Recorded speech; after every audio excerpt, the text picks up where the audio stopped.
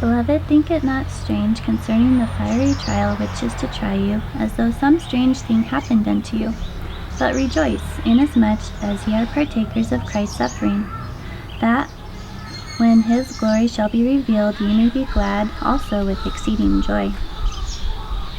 Wherein ye greatly rejoice, though now for a season, if need be, ye are in heaviness through manifold temptations, that the trial of your faith, being much more precious than of gold, that perisheth, though it be tried with fire, might be found unto praise and honor and glory at the appearing of Jesus Christ. At the beginning of this year, we moved to another village about 3 hours from Jason's parents.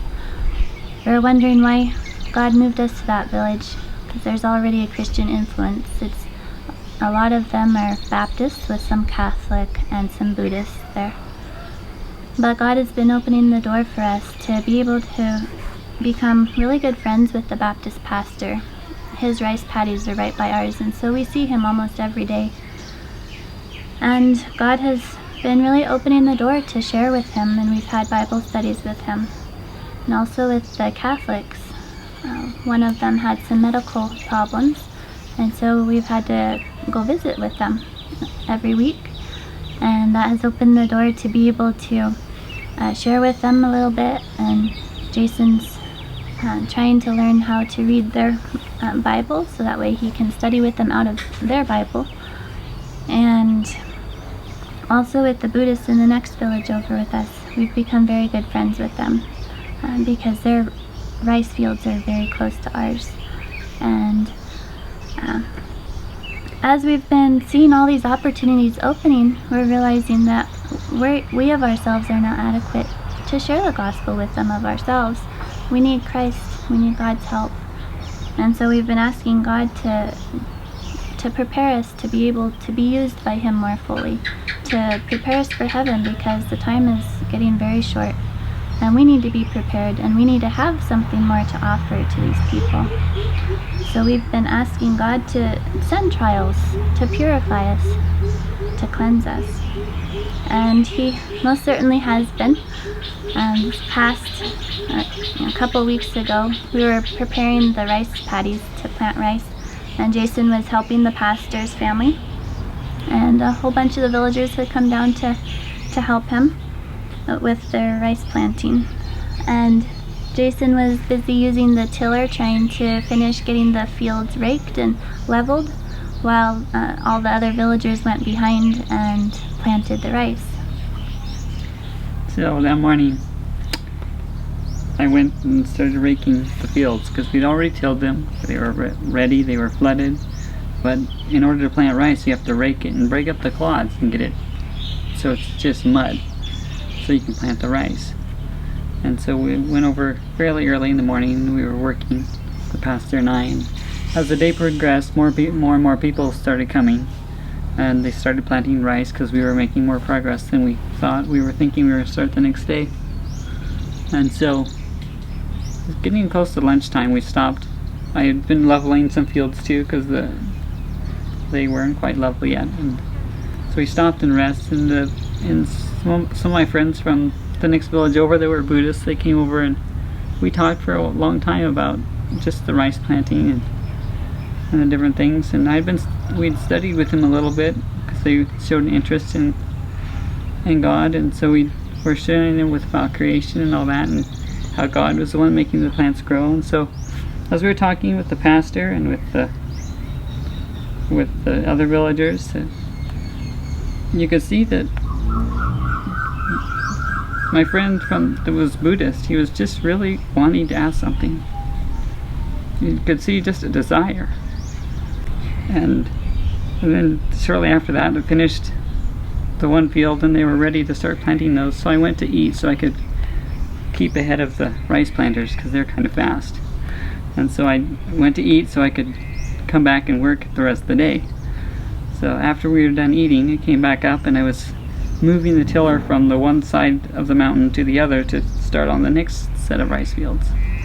And I had the rake on it, which it has long tines, about 9 inches, not tines, kind of like how do you explain those? They're like big rake teeth on it, sticking backwards. And they drag it along, and it kind of breaks the dirt clods up between them. And that's the method we're using. I had that thing on the thing, and I was driving it over the mountain, and I left it on because on the way up the hill it supports the weight of the handles, and it's a lot easier to drive the tiller.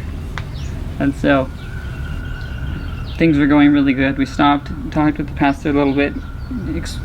He was getting the water to run into the next fields that I was going to rake, so that we could continue working and we wouldn't have to rest and wait for the water each time. So we were at the top of the hill, and I explained to him how to do the water, and so he went running for the water, and I was going to drive the tiller down into the next field, which it has a ramp. But on the edge of the ramp, the field was dug out, so it had a drop off. And going down the ramp, I'd done it many times before, but this time it was slicker. And so the tiller, it slid and got cockeyed. Which, when it does that, is slick for me too. So I let the handles up so the engine was resting on the ground going down the ramp until it got to the drop off. And the engine went down and off the drop off and stuck in the mud in the bottom, which made the rake come up. And of course I was still hanging onto the handles, which went even higher, and which swung me down. And as the rake came up and I went down, it kind of stabbed me right in the gut. And at that point I knew it was a very hard hit, because the tiller stopped when it hit the mud, and I was still traveling at a good rate of speed. I knew that there was a major problem, but I didn't have time to think about it, because the tiller was still going. The engine was running great, and it got unstuck from the mud, and away it went. It was going towards the drop off, and there's people down below it planting rice in the fields below it. And so I went to stop it, and I stopped it, and then I had to turn the engine off, and I called for the pastor, but I realized I couldn't really call. It was like my voice didn't work very well. So I got the engine turned off, and I decided, the pastor, he's up by the water, he can't hear. So I decided to run back for the house, and I didn't make it very far before I knew I had to lay down. And you can tell your part from there. And so I was down at the house feeding the kids, because Jason had to rush his meal and the kids had slept longer. So I was taking care of the kids, and then I heard Jason up in the rice paddies calling for the pastor, and it sounded very weak and very distressed, and that's not normal. So I ran out of the house and looked up, and I saw him just standing there by the tiller, and I was like, well, that's normal, but what I saw and what I heard did not line up. And so I decided to start walking up to see what the problem was. And as I got up the first rice paddy, I looked up and I didn't see him anymore. He was gone. And so I just kept slowly walking up, and the people were planting rice up another couple of rice paddies, and they didn't seem concerned, but I still knew that what I had heard was not right. And so I got up another level of rice paddies, and I looked across to the other end, and I saw Jason laying down in the rice paddy. That one wasn't flooded yet, so it wasn't all muddy, it was just dry dirt. And as soon as I saw him, I just took running across the berms as fast as I could, and I just prayed and said, Satan, he's not yours. God's not done with him. God still has a work to do for him. And I just had peace that God was going to take care of everything. So I got over to Jason and I said, what happened? And he said, the tiller stabbed me. I said, the tiller stabbed you? That's a new one. But I looked and I saw one puncture hole on his stomach, and I was like, well, okay, what do we do? And he's like, well, there's two. So I looked at the other one on his side, by his ribs. I was like, okay, well, what do we do? And so I was like, okay, let's pray first. So as I was praying, the aunties that were planting the rice, they had seen me go running, and so they came down to see, and they saw, we showed them the puncture wounds, and so they went running to get all the other guys to come. And so I was like, well, what do we do? Normally Jason's the one who takes action on situations like these, but now he's the one that's wounded. So what do we do? And So everybody started gathering around and like, okay, we need to get him to the hospital because we don't know how far the rake went, and we do know what's inside, and it's very dangerous to have rakes poking through. So I had to run down and get the kids ready, and around that time another guy, he had been going home from his rice paddies, and he was driving by up on the hillside, and he looked down and he saw people gathering together. He's like, oh, that's not normal. So he came down to see what was going on, and he happens to be one of the very good truck drivers in our village, and in order to get out right now because of the rain, we need a good truck driver. So God provided a truck driver, and while they all worked to get Jason up to the truck, I worked on getting the house tidy to touch, and grabbed our stuff and run up to the truck with the kids. And when we got into the truck, I was like, we need to have, let Jason's family know, because I'm going to need help with the kids. I can't take care of the kids and Jason at the hospital. And so I asked the pastor if he could call the head woman, because they have their phone numbers. Asked him if he could call her and let her know what had happened, so that she could call Jason's parents and that maybe they could meet us at the hospital.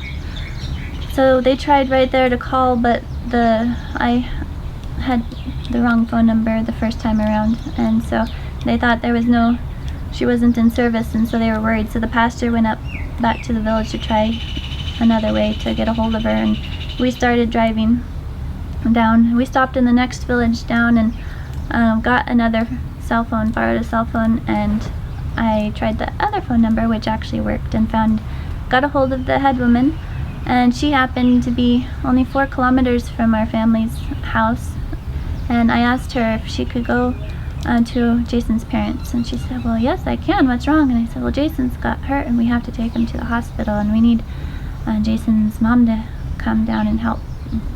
And so she said, okay, and that was all she needed. She zoomed off, and so we started making our way down the road as slowly but quickly as we could, because we knew we needed to get Jason to the hospital for help as soon as possible.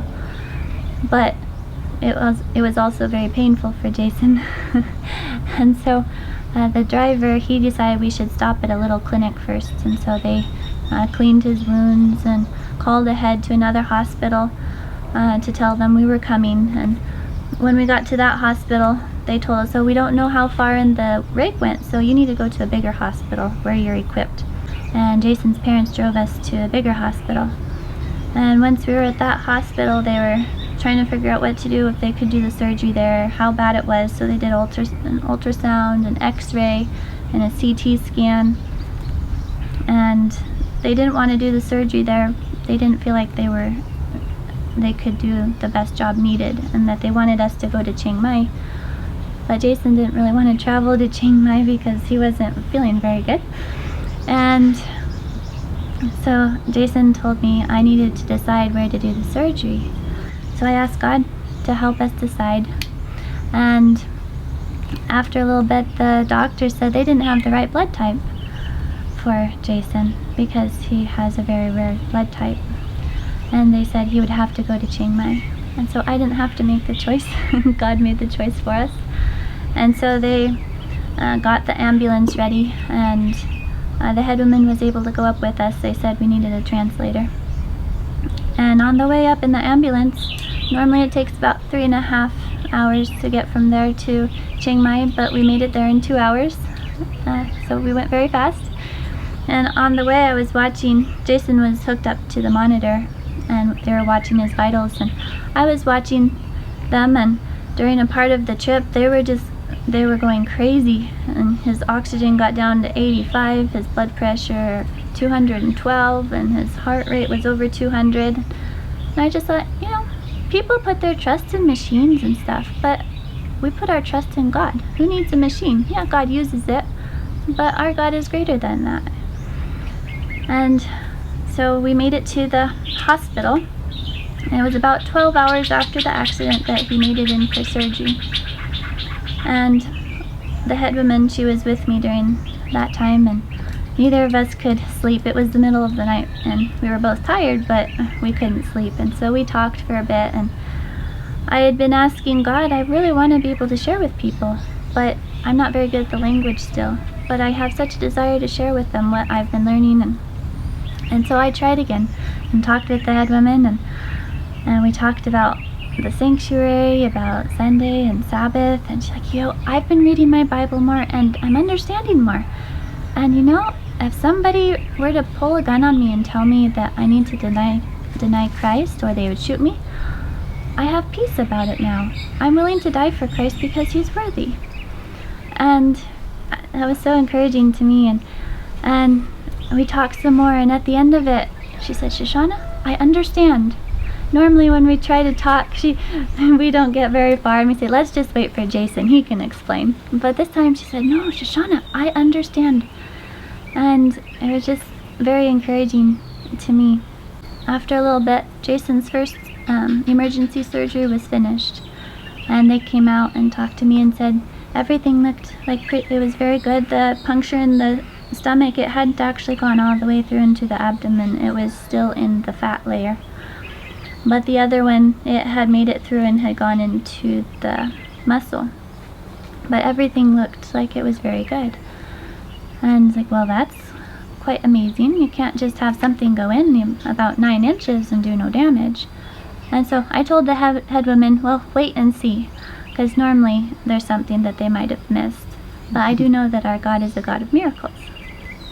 And so we began our almost 2-week stay in the hospital. Jason appeared to be recovering pretty quick. The day after the surgery, he was ready to start eating food, but something wasn't quite right in his system. His stomach kept feeling full, and it wasn't digesting, and so he started throwing everything up and just very miserable, and the doctors were like, oh, he probably just has nausea, so they wanted to give him medicine for nausea, and I think there's something more wrong. And after a few hours of just not getting better, they decided that there must have been an adhesion with the bowels, clogging the bowels so that way the stuff couldn't start moving through. When they did the CT scan, they found out that the rake had actually gone through and damaged his kidney. And so stuff had leaked out of the kidney and caused adhesion on his bowels, and that was why he was having trouble. And so they ended up having to do a second surgery, and about a week later, and they removed the adhesion, and they were pretty sure they had gotten everything taken care of. But during our time at the hospital, we realized God doesn't make mistakes. It's not a time to be discouraged. It's not a time to get lax. It's a time to work. God brings us to places because there's people who need to know God. And so we got right to work. We got to meet a lot of patients and a lot of nurses, a lot of doctors. I couldn't speak with them for the most part because most of them speak Thai, but we were kind and loving towards them, and just showing them who Christ is. And in one of the rooms that Jason was, there was an old grandpa. He's around 95. He has a really bad foot infection, and he knows a few words of English, and so we would try to communicate a little bit. But he just watched us for the 3 days that we were in that room. And when he heard that we might be switching rooms, he calls over to me, are you going home today? And I said, oh, I don't know yet. And he said, well, you've been here for 3 days, and if you go, I will miss you. And I said, well, I don't think we're going to go home quite yet. And he said, well, you have to come visit me. And so I said, okay, I will come visit you when I can. And so the rest of our stay at the hospital, each day I would go back and say hi to Grandpa, even though I couldn't really speak much to him, just being there and saying hi and letting him tell me that he hadn't slept very much that night because his leg was throbbing him, and so he's still very sleepy. That seemed to make his day, and he was very, very happy. And then partway through our visit, there was also another young man that came in.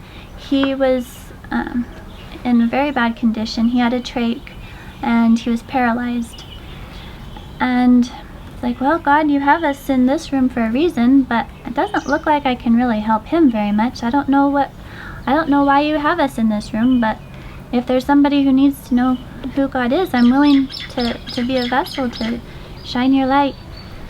And we realized that this guy, he couldn't speak because of the trach, but he could make noises with his lips, and that's how he got attention, got a hold of the nurses. But since he had just moved there, the nurses weren't used to his kind of talking, and so they would just ignore him, and they tried to tell me, oh, he just has mental problems, don't worry about it. But Jason and I, we were just watching him, and he was in agony. He would try to call, and we would try to read his lips. We don't know very much Thai, but we could understand that he was uncomfortable. And so I finally went out and told a doctor that was there, I think he's uncomfortable. He wants to talk to somebody. She's like, oh, it's just the trach. Don't worry about him. I said, no, he wants to talk to somebody. So they went in and talked to him and found out he was very uncomfortable because he had broken his neck, and it was in the wrong position. And so they were able to reposition him, and he felt so much better and immediately went to sleep. And Jason and I were like, no, he doesn't have mental problems. He's very much with it. He's just uncomfortable. And so ever after that, whenever I would see him, he'd always tell me thank you. And after a few days, we were able to visit with his wife, and that's how we learned he had broken his neck. And they have one daughter who's 4. He's very young. He's only 28. And so I was just praying for them. And the next day I told Jason, I really feel like we need to help them. And he said, yeah, he had the same impression. So we were trying to figure out how we could. We thought, well, maybe they would need help with their medical bill, which was another amazing thing. When we had left home with the accident, we only had 5,000 Thai baht, which is about $160.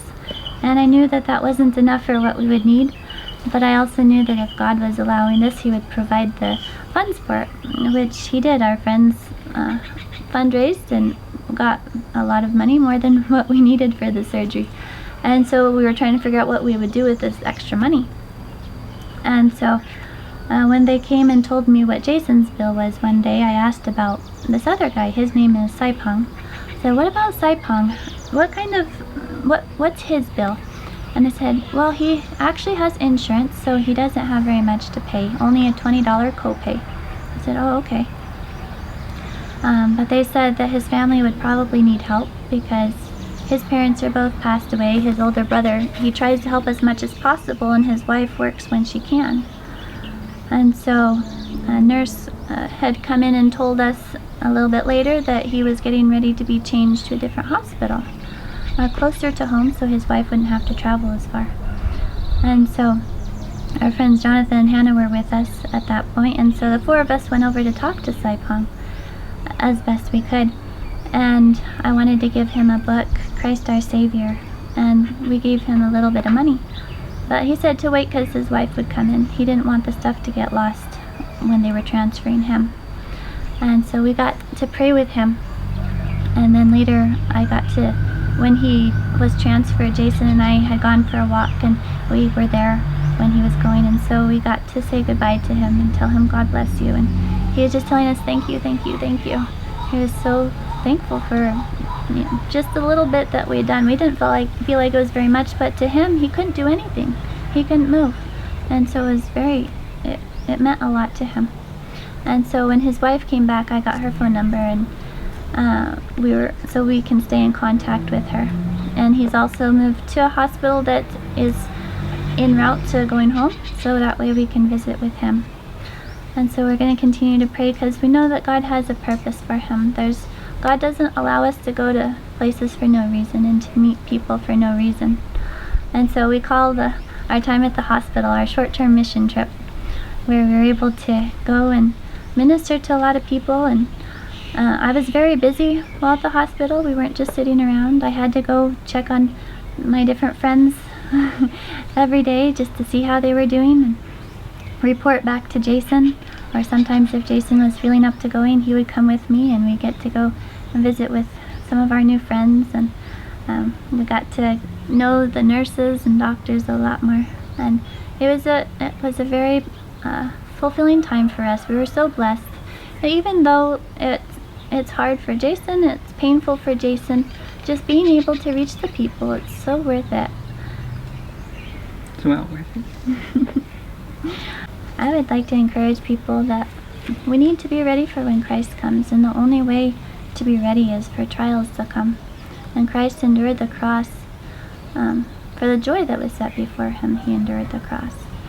And we need to ask Jesus to help us be ready, and it'll come as trials. But those trials are so precious if we embrace them and allow God to work through them. So I'd like to encourage people to, when a trial comes, thank God, because it's a blessing in disguise. Don't get discouraged. Don't get lax. Don't just sit down and get discouraged. It's a time to be active, because Satan wants us to be discouraged, but God wants it to be used to honor him, to glorify him, and to reach the people, because the people around us, they can be blessed by seeing God work. Don't complain when God calls you in a way you didn't expect, because Saipan may have never known about him, and now he has an opportunity.